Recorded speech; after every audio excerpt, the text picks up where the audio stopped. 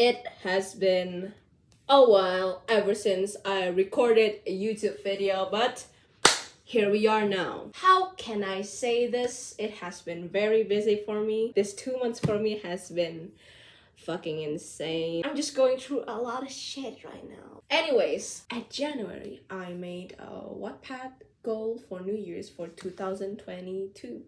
And one of them is, I'll show you right here, is to read 20 books in 1 year. Half a year has passed and I have read 0 books. So we're gonna have to catch up a lot. I have the brilliant idea to borrow my friend's book catalog and then read all of them. She only has like 8 books. And I did manage to read all of them like a month if you sum it up to above. But yeah, and I'm going to review it to you guys. So would you look at that? Movie magic. Anyways, I'm at my friend's house. She's sleeping downstairs currently. This is all the books that I've read from her. And as you can see, it's not exactly I ordered in a shape because I ordered this book by the time that I read them. Right now it is 21st of August and I read the first book in 14th July. So it has been a while. I finished the last book on 18th of August. So 8 books in a month, that's not really bad at all. The first one is Laut Bercerita, or The Sea Tells a Story. It is an Indonesian book. It is really good, but if you can't read Indonesian, then sucks to be you. Historical fiction. Laut is the protagonist.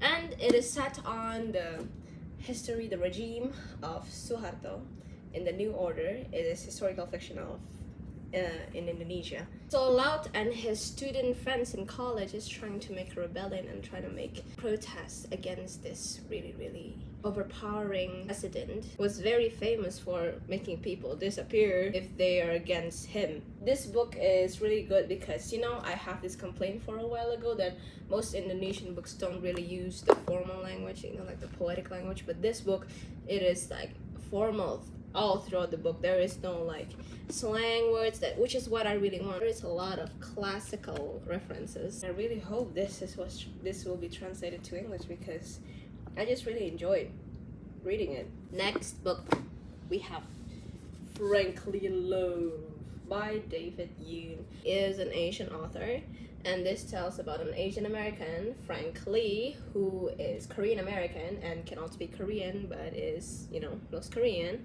It tackles racism and microaggression and colorism in like a lighthearted way, but you know, it's very real problems in everyday lives. And I don't know, sometimes the joke kind of lands, sometimes it's not. I did enjoy reading it. I read it fast. Frankly, is in love with a white girl. You know, they were secretly dating and there's a lot of conflicts, and it was a cute book. It was a funny book, but I wouldn't necessarily like reread this or buy this again. But thank you, my dear friend, for letting me borrow this book. The third book is We Were Liars by E. Lockhart. This is a famous book, and goddamn, it was expensive when she bought it from the bookstore. Let me tell you something, We Were Liars is not worth the hype, okay? You know why? You know, so the main protagonist, Katie is in love with Gatwick. Okay, this is the fucking problem, okay? There's incest in this, like, although it's not blood related, it's still fucking weird.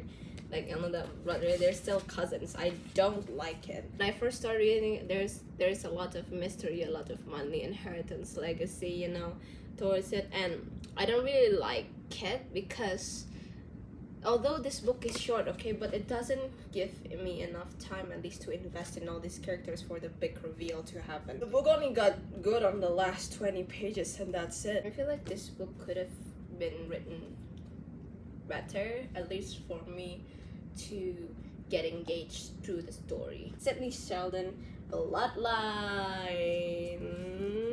And this is a really good book. You know, after I was let down, I was disappointed with We Were Liars, I was completely blown away by Bloodline because the world building is there.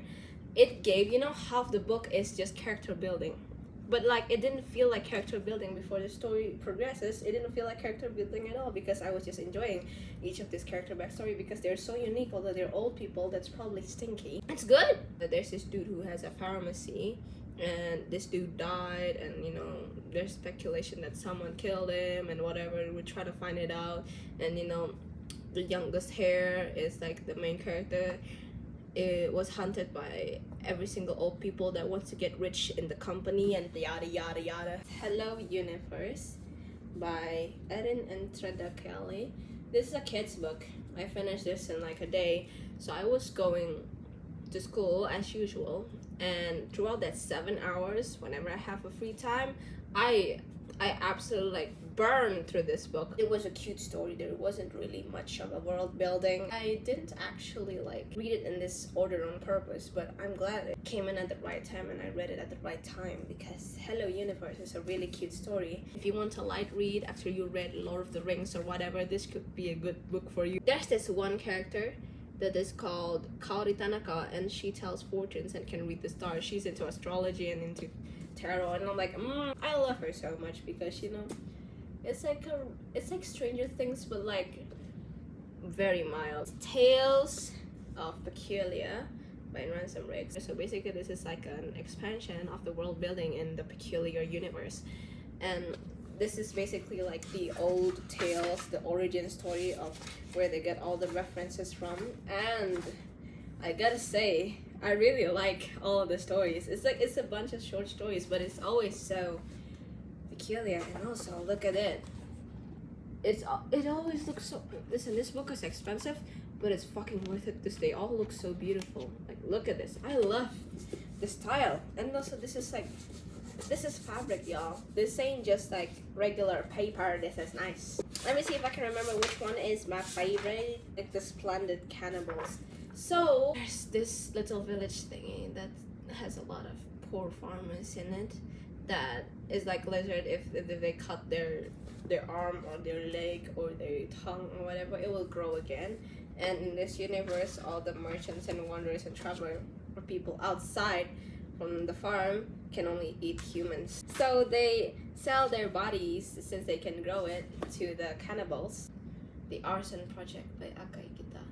I'm sorry this book is in Indonesian. You thought it was in English, huh? No. Dominic Mike Vicena and Kara Alia Estungkara. Mike and Kara, those are the two protagonists. They like each other. This is kind of like low-key romance, but Kara is dating the kid whose father owned like a fucking like theater place. So the main settings of the story is the theater. Kara is like a poet, while Mike really has an obsession with fire. Mike is half white, half Indonesian. But however, Mike works as a cleaning service. I don't know why I can't really get as invested as I am with the previous books. So the story revolves around the drama, around the theater and all the scandals. I guess I kind of enjoyed it. You know, the cover looks nice. Okay, the cover looks nice. But it doesn't really describe all the characters in the book, at least for me. Next is, okay, listen. This is from Wattpad, okay? Okay, so the last two books that I've read are both in Indonesia, because I know I'm gonna miss reading Indonesian books. I don't have any because I live in abroad, and all the books here are English. And sometimes English gets wobbly in my head and I'm too tired to think about anything. So Luka Cita by Valerie Patker. This is Scar. This is Dreams. So Scar Dreams. Yeah. You see this shit? This is why I love Indonesian books, because you see an Arson Project too. It has its own bookmarker. Look at this. It looks so cute. When I open this book, it has its own like sticker thing. Look at Cita. It's about people who gave up on their dreams. Oh, that's so sad. So Jafir is the owner of a startup company, while there's this girl named Utara, or North, but we call it Tara. Tara is ex-championship winner in chess, and I'm like, ooh, you should buy the actual book one because it's more polished and it's more professional. I cannot believe it. This was from Wattpad, because there is a lot of, you know, good quotes, like deep quotes about dreams and broken dreams and blah blah blah, so edgy. And I was actually going through shit when I read this book. Alright, let me tell you, I was going through shit, and it just came at the right time, you know, when I went to open it, like, shit, I just got through that, like, damn. This is actually a romance story, of course, but it doesn't feel like it, because it focused more on the character's backstory and the character's origins and what their purpose of life is, and you know, their problems, their issues. This is a really good book. I'm glad I started with an Indonesian book and I closed off her catalog with an Indonesian book too, just because I love Indonesian language. It's really similar to Philippines, but it's really good. For my next friend's book review thingy that is still in progress, so I'm just gonna snap my fingers and yeah. So to make transition video, I'm at my friend's house and I have finished reading 5 of 7 of their books. I'm probably going to read more. The first one is Red, White, and Royal Blue. It tells about this UK prince and this US prince. US? Son of a president. Yeah. But yeah, this is some notes that I have from Red, White, and Royal Blue. There is a lot of sex scenes. Yeah, and my friend marked all of them. And as you can see, it's completely atrociously unique. But what I really like about this, it has a lot of queer reference history, especially in the US and UK. And I don't feel like we get that a lot, especially in public books. Too many American history reference and presidents and West history references that I didn't get. But I guess that this is just my problem because I'm raised Asian. I'm not here for the stupid political references. I'm here for the gays. Yeah, so true. And they delivered, okay? Second one is Verity by Colleen Hoover. Now, of course, it's written by a white woman. I only discovered that she's problematic after I finished the book. So it's like, I'm kind of glad because it ruin my reading experience. Because I enjoyed the book. Yeah, I didn't ruin your reading experience, exactly. Yeah, I did enjoy the book. And there's a lot of sex scene again. Let's see. And my notes I say, Verity is thriller, sensational, fast. Why is it fast-paced? Fast-paced. The character is sus, many kissing scenes and sex scenes. However, the one that really got me down on this is the epilogue. The plot twist at the end. I think it's shit. Because it's just like, no, I feel like it's fine if a thriller doesn't have to be complicated and have all these little twists every time. It just has to be linear and like, a straight line. It's fine. Because it's... You mean the cliffhanger? No, the cliffhanger, the plot twist cliffhanger. I'm not gonna get into it, but it just ruins the build-up so much. Yeah. I really like this character as a villain, and then this ruined it at the last moment, and I was like, what is the point of the plot twist? What is the point of the plot twist? What is it? But I guess this is good for, teenagers wants to get into thriller. I'm not gonna read another Colleen Hoover book, but my friend told me to, so No, don't trust your friend. Yeah. But the plot twist, it's disappointing. It is very straight. It's not worth the TikTok hype. The TikTok sensation is over 200,000 5-star reviews. This is better than like the other TikTok hypes. What? Like It Ends With Us. Reminders of Him. I think this is one of the better ones. Though. Okay, I gotta say though, the writing is very easy to read. Yeah, it's very easy to read. I like that one. Yeah, it has easy wording, and the thriller parts. It's kind of like I get goosebumps too when I read it. So I guess it's good in that part. The third one is Shatter Me by Tahir Mafi. Shatter Me it tells about a fragile teenage girl named Juliet locked in a cell by the re-establishment of harsh dictatorship in charge of a crumbling world. The plot is literally like, if you touch her, you die. Yeah, if you touch her, you die. It's like gacha-esque. Wait, let me finish reading the synopsis. Yeah. The establishments want to use her as a weapon because her touch can kill, but Juliet has other plans. After a lifetime without freedom, she's finally discovered the strength to fight back and to find a future with the one person she thought she had lost forever. Is this from Wattpad? This is the first time. My reaction. No, I mean, is this book from Wattpad and then it got adapted to... No. It's an actual book people like...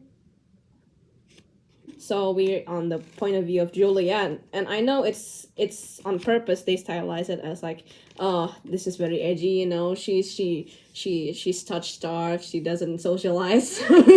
so I kind of tolerate that. Okay, this is kind of very weird. But then again, the thing is, this is supposed to be dystopian, but why is the main genre that I'm getting when I'm reading this book is romance? Yeah. I want to complain something. In my notes, I said it's the lack of world building, romance, lots of kissing scene. The characters are stale, dry, like a dead winter. Hunger Games is better. Not hooked enough to read the sequel. Like a Twitter user. One thing though, I really like Kenji in this book.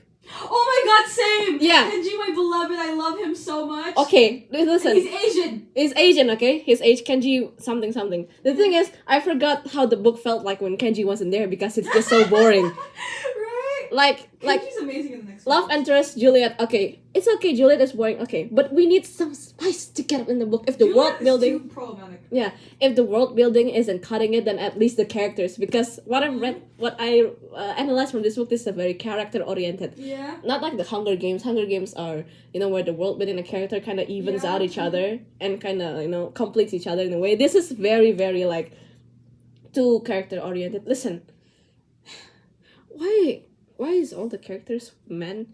Right. Why is there only one woman? Where no woman? Why? Why do I not see one woman in that book? We're just talking shit about their books now. I'm going to read the rest of the trilogy because I am bored. I'll Give You the Sun by Jenny Nelson. And this this book literally beamed me up. Jude and her twin Noah are close until tragedy drives them apart. Now they are barely speaking and both falling for boys they can't have. Love's complicated. Okay, so I really like this book. This book tells about love, romance, heartbreak, family problems, dramas, and character development between these two characters that we see throughout the story, that is Noah and Jude. There's this arc where Jude is meeting the Spanish dude and the sculptor thingy, and I really like that section. So this book talks about the relationship between Jude and Noah and the way the world and the way circumstances and family kind of change and make them drift apart and come back together again. This is very sweet. I kind of cried.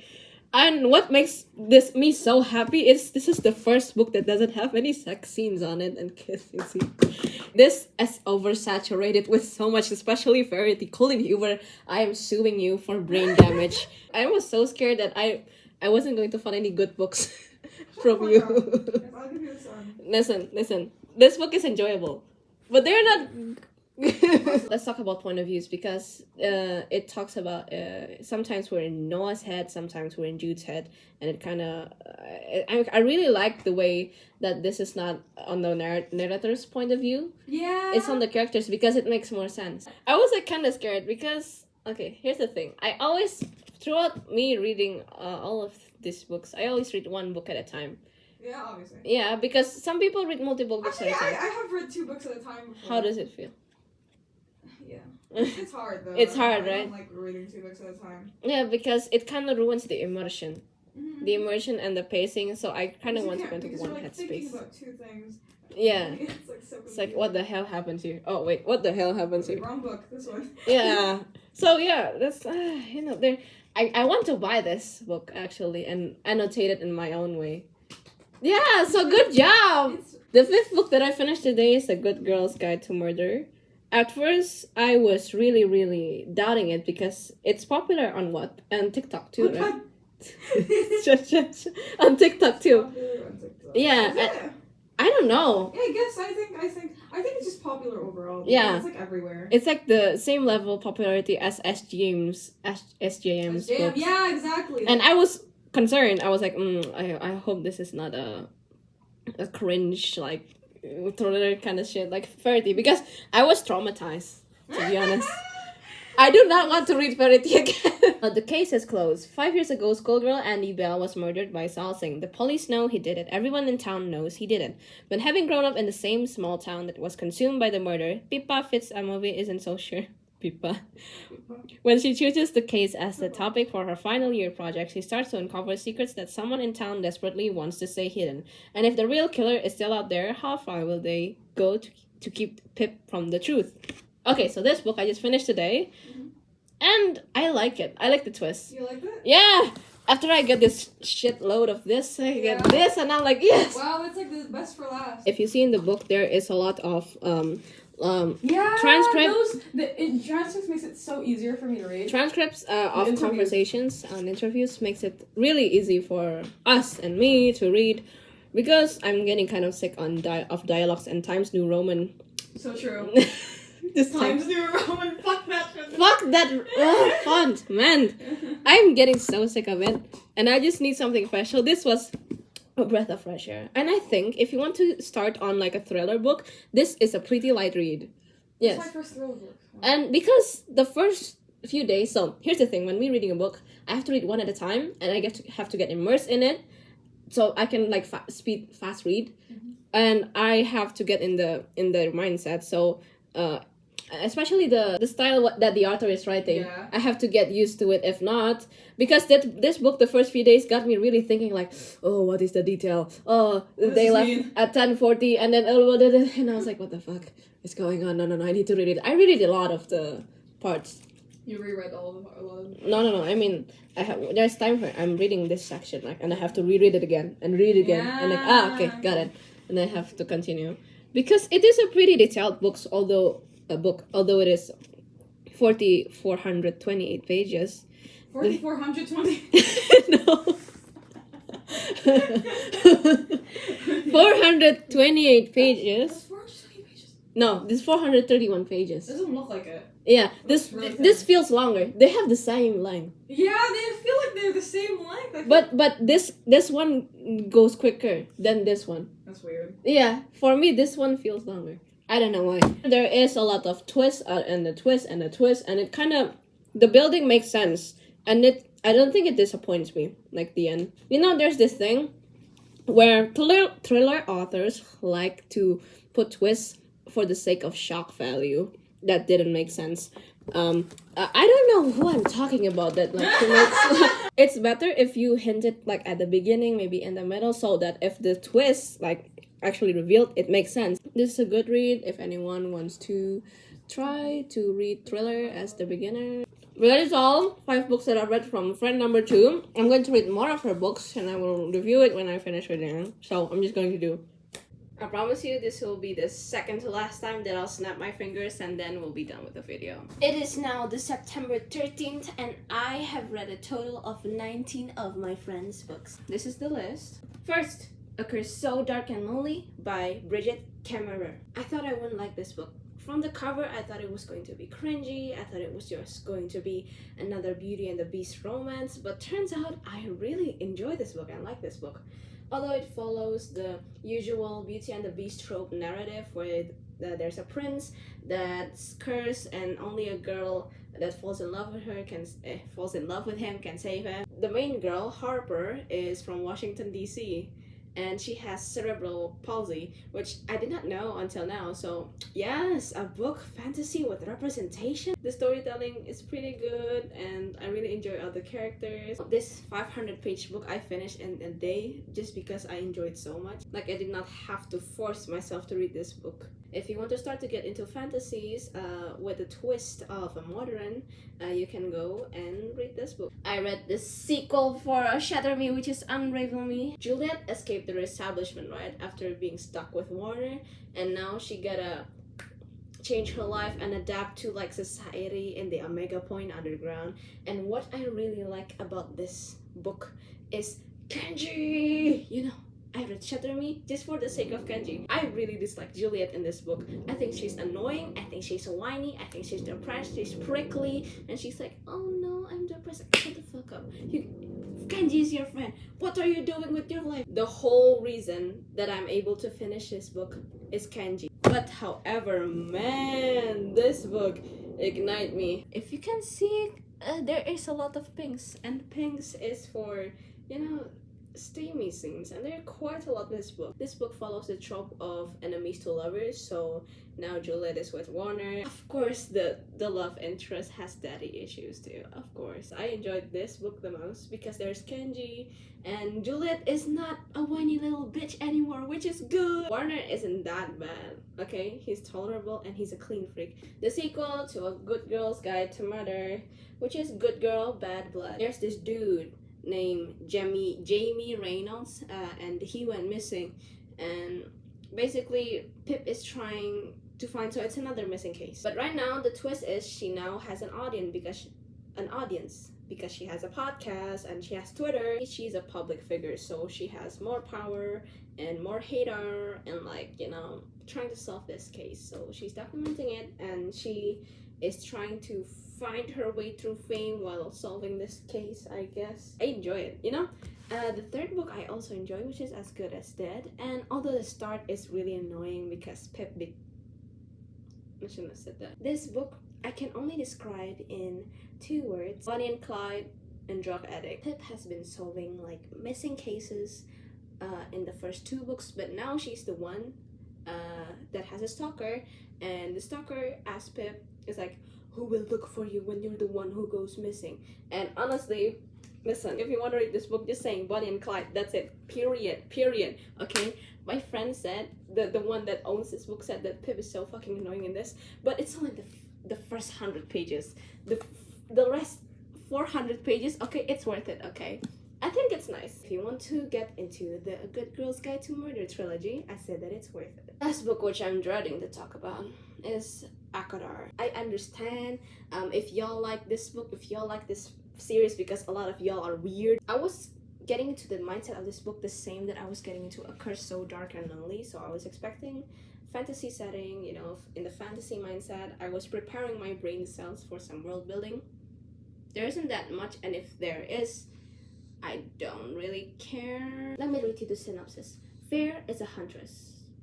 Fair basically kills a wolf, which is actually a fairy. Fair was poor, right? And she wanted to sell the skin of the wolf. Killing a fairy wolf will get Fair into consequences, right? Exactly. So smart. So a fae beast, I'm not gonna even bother saying fairy and fairy, came to her house and her family house. And basically, the beast can either abduct or he can kill Fair, because the fae beasts have to follow the treaty. Of course, Fair decided to live and to go to this fairyland called Prithia. We spent the first 200 pages of the book of her whining, oh my god, life is so miserable in fairyland, you know, I get to eat all this luxurious food, I have a maid that bathes me every day, and I get dressed all these fancy clothes. Sam is okay in this, although I do find him pretty bland. This is where we get to the most devastating part of the book, which is the villain. Amarantha is the most disappointing, devastating villain that I have ever encountered in a book in my 16 years of living, and that's coming from a 16-year-old. She is just so cartoonish, so comical, and this is not even a children's book. Zuko and Azula can do better than this, bro. Amarantha, which is the main villain, is in love with Tamlin. She's just horrible. She gave Fair this riddle that Fair spends like a lot of nights to try to solve. And you know what the answer is? Do you know what the answer is? The answer is love. No shit. I do not like SJM's writing because she really likes to describe everything with animals, like Risan with his feline smile, Amarantha with her serpentine smile, and then it's always, there's a lot of barking in this book. I think fairies bark. I don't know if are fairies dogs. I don't know. There's a lot of purring too. I think there are cat too.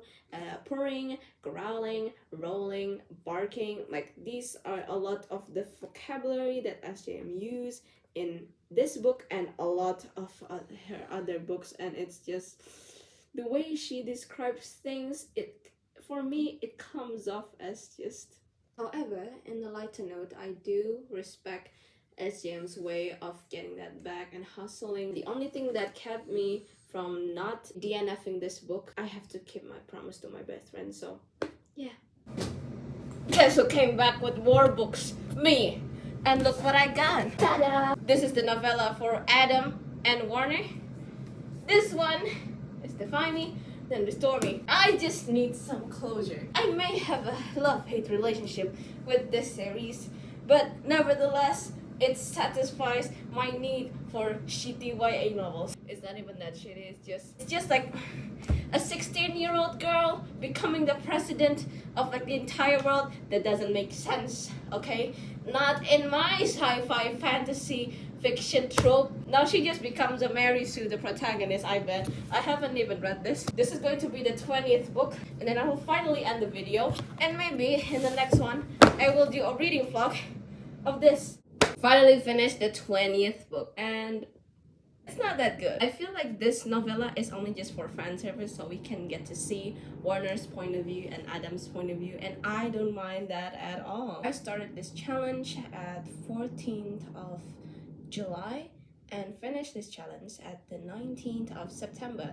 So that took me about 3 months. 20 books in 3 months, and a lot of them are pretty lengthy, like 400 pages, 500 pages, 300 is the average. I would say that I feel extremely relieved and also feel a big sense of accomplishment. This is just a goal that I set for myself. There's a lot of things that is keeping me from reaching that goal faster. A lot of them is mostly school. I actually like improve a lot in like reading. Like I read faster. It's actually kind of insane. So in Indonesia, we had this some sort of literacy test for accreditation. If you're Indonesian and you go to Indonesian school, you know. So basically, there's this literacy part where there's a bunch of essays that we have to read, and we have to answer them with the questions of multiple choices. And what was supposed to be an hour and 30 minutes of reading and answering, I finished in like 20 minutes. The YA love triangle genre that is with a girl with two opposing men in a dystopian world setting, and somehow the girl is always a Mary Sue or overpowered, and I eat that shit up. My imagination and my visualization skill actually got better. In this challenge, I have read books in 2 languages. One thing that I really regret reading is Acadar. Actually, like, not enjoy it at all. I hate Akadar's writing so much that I start writing my own books. Thanks SJM for motivating me to write my own books. I guess that's one good thing that I could take from the book. What else am I going to do with this? What are my future plans? Expect maybe something more academical, or maybe something about languages. That is all for the video, but if you stay till the end, I'm really glad.